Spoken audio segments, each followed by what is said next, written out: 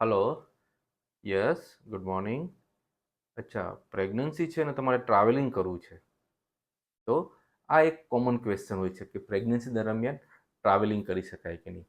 તો આઈડિયલી અમે કહેતા હોય છે કે સેકન્ડ ટ્રાઇમેસ્ટર એટલે કે ચોથા, પાંચમા, છઠ્ઠા મહિને, જો આગળ કોઈ રિસ્ક ફેક્ટર ના હોય, આગળ મેલીનો ભાગ નીચે ના હોય, કે બ્લીડિંગની હિસ્ટ્રી ના હોય, કે પેઇન રહેતું ના હોય, ટ્વિન્સ ના હોય, એવા કેસમાં સેકન્ડ ટ્રાઇમેસ્ટર એટલે ચોથા, પાંચમા, છઠ્ઠા મહિને બાય રોડ કે ટ્રેન કે પ્લેનમાં પણ ટ્રાવેલ કરી શકે છે. રોડમાં ખાસ એ ધ્યાન રાખવું જોઈએ કે ખાડા ખબાડાવાળા રોડ ના હોય, કે બહુ જ બમ્પ્સ કે બહુ જ એવું ના આવતું હોય. બાકી ફર્સ્ટ ટ્રાઇમેસ્ટર એટલે કે પહેલાં શરૂઆતના 3 મહિનામાં અમે યુઝ્યુઅલી બહુ જ લાંબી મુસાફરી કરવાનું એવોઇડ કરવાનું કહેતા હોય છે, કારણ કે એમાં બ્લીડિંગ થવાની શક્યતા કે અબોર્શન થવાની શક્યતા રહેતા હોય છે.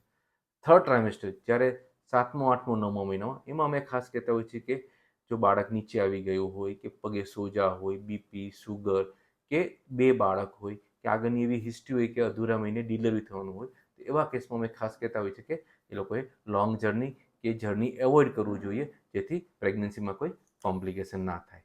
Thank you.